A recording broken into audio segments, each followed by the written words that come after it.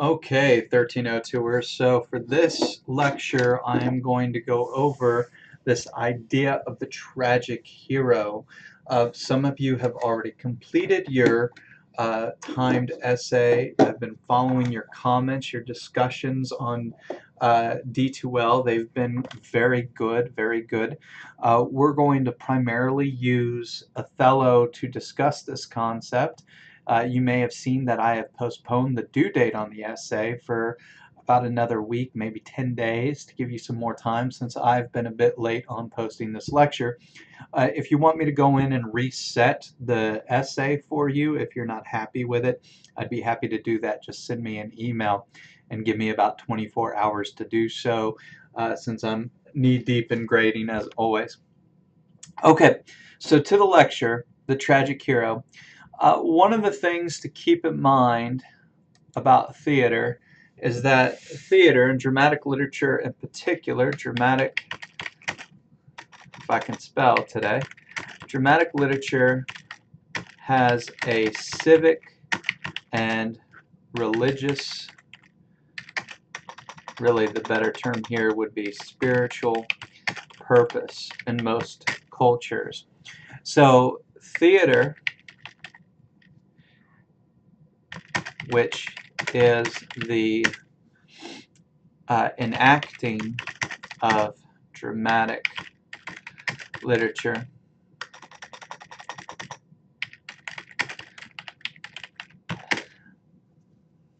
fix my spelling again, is a public act, unlike reading, which is in our contemporary culture a private act. And it's important to remember that things change when they move from public to private and private to public. So when you're reading this literature, this dramatic literature, you should always keep in the forefront of your mind that a script is meant to be performed. Scripts always have an audience. And, you know, there's some literary critics who would argue that all texts, poems, short stories, plays, novels, creative nonfiction, memoirs, all of text has an intended audience, and an audience that determines somewhat why it was written. But dramatic literature is different in that audience is one of its principal primary goals. Now, from a creative standpoint, people might argue against that, but generally speaking, when a critic is approaching a piece of literature, they need to keep in mind that it is intended to be performed. And so that is why it has this civic and spiritual purpose that I so want to emphasize. You know, in almost every culture,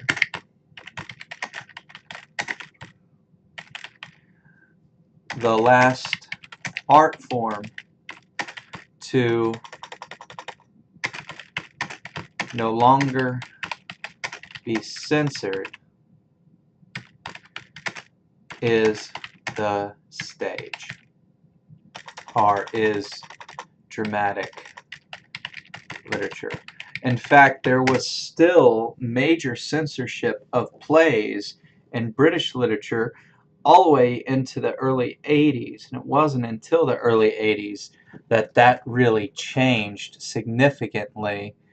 Uh, it's fascinating how strict that censorship was, and actually they could cancel the performance of a show if somebody within the government, like the Lord Mayor's office of London, for example, found the text to be reprehensible or offensive, they could cancel a whole performance. Dramatic literature has always had this connection, as far back as we can trace it, with the community. And so in that way, as a literary form, dramatic literature has always been both dangerous and important. What I mean by this is dramatic literature can be used, and we should make this a better title, dramatic literature and the tragic hero, and important, dramatic literature can be used to challenge the conventions of a community, to challenge the people to rise up against tyranny. It can be used to present propaganda, as it has been used many times before. In fact, in the United States during the Great Depression, the government actually funded theatrical companies as part of the efforts to move past the Great Depression and restabilize the economy. So theatrical troops would travel from town to town, and there's a great play by Clifford Odets called Waiting for Lefty, which is a very pro-union play, very political, and really, really important and fascinating. And so in that way, it's very dangerous, because here you have a group of actors who have an audience, a group of people who are experiencing the text in public. So it's a public display. It's almost like protest. Protesting is a sort of theater. Presidential speeches, public speeches are a sort of theater. I think about when George Bush, parachuted out or showed up in the Air Force gear in front of the Mission Accomplished banner during the Iraq War. That was a sort of theater. So it can both support a regime, it can undermine a regime, it can support the mainstream worldview, it can undermine it, and much of what is popular in theater is actually theater that challenges the conventions of a community that we find interesting. So, now I haven't really talked about the spiritual role too. Theater began as part of a religious festival, and in Athens, as far as we know, during the classical Greek period, the festival of Dionysus was the most prominent theatrical performance festival. This was a festival in honor of the god Dionysus, who was the god of wine, of tragedy, of merriment, of rebirth. And so theater has always been tied to this sort of religious festival. The Festival Dionysia was actually a competition in which 3 prominent playwrights in a community, who were called poets at the time, makers, would compete for a wreath of laurel leaves through their writing and their performance. And only men could perform in those plays. And those 3 playwrights wrote tragedies primarily. There was a comedy competition. There were satyr plays, but the tragedies were most important. And they were all written to honor the god Dionysus, who himself was a very theatrical character, and I don't have a lot of time to go into a lecture about him, but look him up. He's really fascinating. And mythologically a precursor for much of the religious ideas that came later. Joseph Campbell points to him as a precursor from a literary standpoint to some of the stories we have about Christ. So,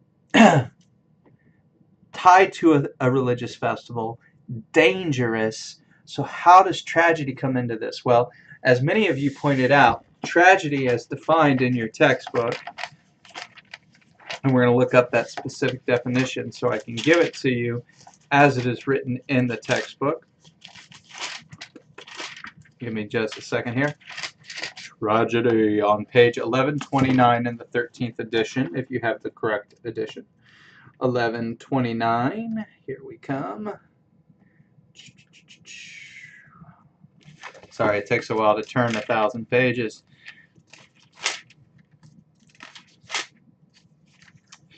So, tragedy is defined in the textbook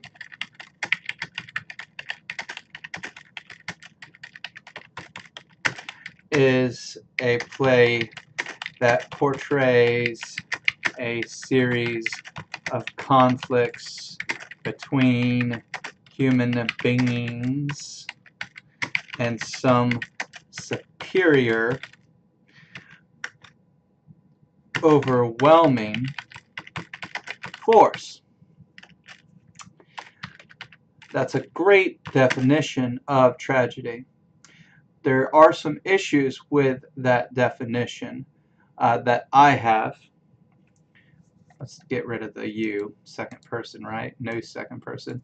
In the ENGL 1302 textbook. And that is this idea here of some superior, overwhelming force. And I think that's where the spirituality and the religious nature of tragedy comes in. But I've often been taught that tragedy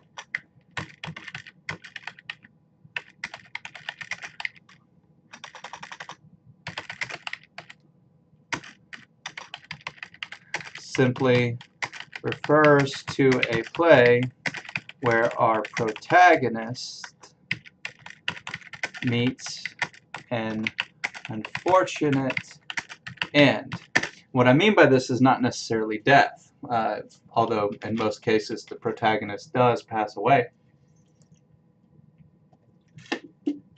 What is meant by this is that somehow the protagonist does not meet their goals, does not achieve what they've set out to achieve, or in achieving what they've set out to achieve, they actually destroy themselves, either financially, spiritually, emotionally. You know, I used to teach a great play by Arthur Miller called Death of a Salesman, which if you get a chance, read that play. It's amazing.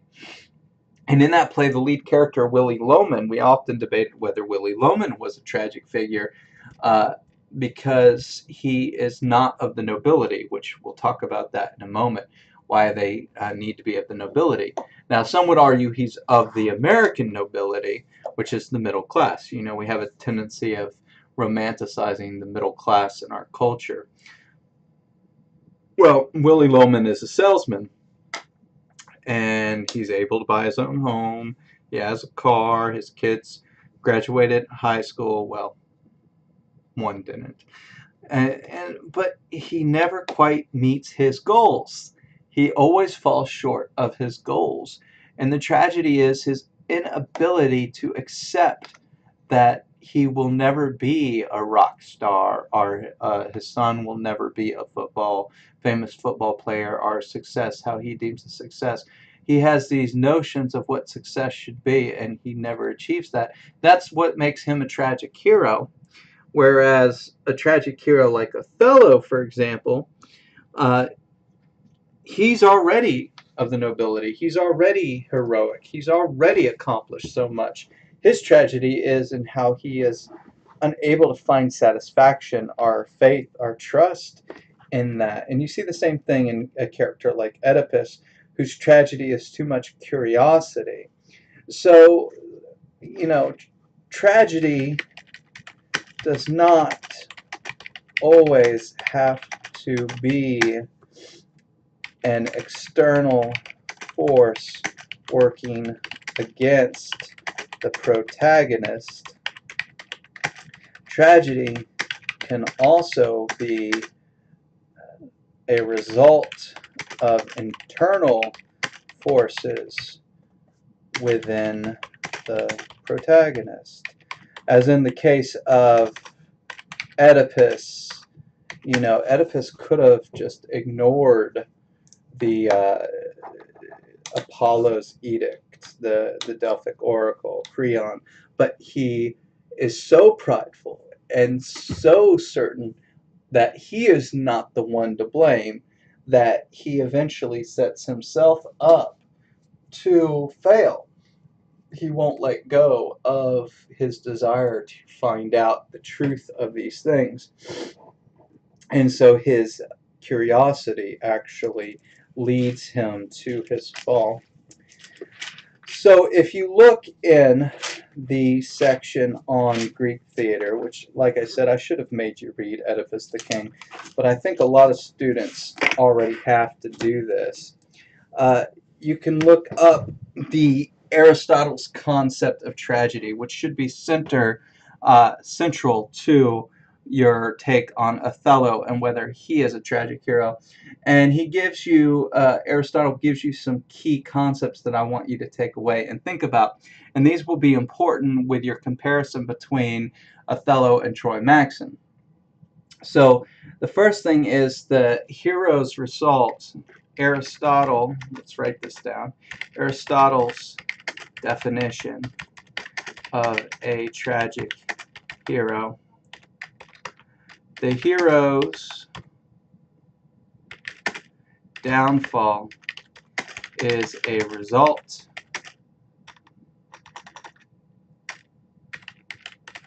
of hamartia. Now, hamartia is a term from ancient Greek, and what it literally refers to is an error or transgression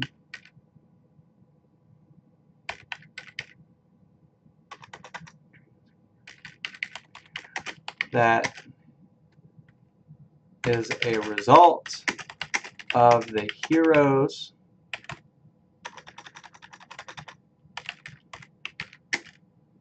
character. And so this is why sometimes this is thought of as the tragic flaw in character. So in the case of Oedipus, it's curiosity. In the case of Willy Loman in Death of a Salesman, it's pride, being too much of a dreamer. In the case of Darth Vader, let's say in Star Wars, Anakin Skywalker, it's his fear. He's got so much fear of loss. He's unwilling to accept loss. So everything he does to try to avoid loss actually results in more loss. This drive to control your environment sort of concept is what ends up creating tragedy for him. So that tragic flaw and hamartia are usually seen as synonyms. One aspect of one major flaw that shows up a lot is hubris, and that is excessive pride.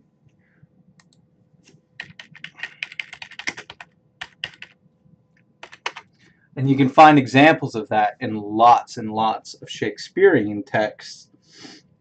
Another idea that's important for you to keep in the forefront of your mind is that what makes the play tragic is that it creates something that the Greeks called catharsis.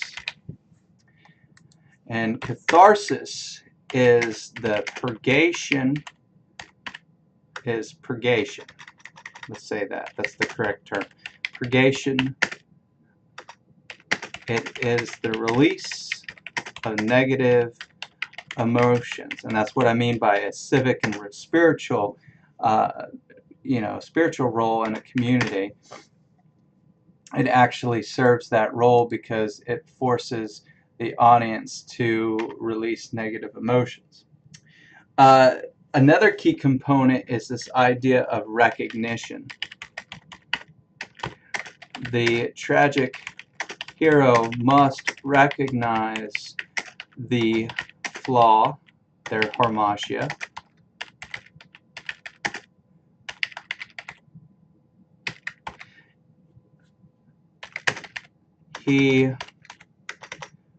she must be aware of how they have made a mistake. And there must be a reversal. There's Greek terms for these, but we're not going to talk about those. They're too complex. But a reversal of fortune. So at the beginning of the play, or this tale, the hero should be, let's see here. Let me move this up so you can see what I've written here. At the beginning of the play, the hero of the play or the novel or the short story should be fortunate, should be receiving honors or be a king or be of the nobility. And then as the play or story progresses and the flaw begins to take more and more hold of the protagonist's personality, character, actions, they begin to fall. They begin to lose their position until the end when they have lost everything. And that's what the reversal of fortune is about. Okay, so those are the keys to a tragic hero. Those are the key qualities. They have to have harmatia. They have to evoke catharsis. Their harmatia should somehow be tied to hubris. They should recognize their flaw sometime in the script, and they should have a reversal of fortune. And chances are they're going to die or be maimed or horribly disfigured by these actions. And it's very, very important that they meet each of these things in some way, shape, or form. So what you need to think about as you're writing this essay for Othello is how specifically he fits these characteristics of the tragic hero. And then think about this essay as almost pre-writing for your next essay, which will be typed, and using specific examples from the text that are cited, because you will have to compare and contrast Othello to Troy Maxon. How are they the same? How are they different? Are they both tragic heroes? Are neither tragic heroes? Is one of them a tragic hero and the other one not a tragic hero? Why or why not? And why is this comparison valuable and meaningful? All right, that's all I have for this video lesson for now. Hopefully it'll help. If you have any questions, please ask. If you need me to reset that essay, please do. Email me. I apologize for the confusion on due dates. I just didn't get in and get that information posted soon enough for you all. You should be starting to read Fences by August Wilson and working on that there. I will be looking at your research projects and that sort of thing as the week progresses, and maybe posting another lecture related to the research project at the end of the week. Hopefully I'll be caught up with my 1301 grading by then. But I will endeavor to answer all your questions as soon as possible. Have a good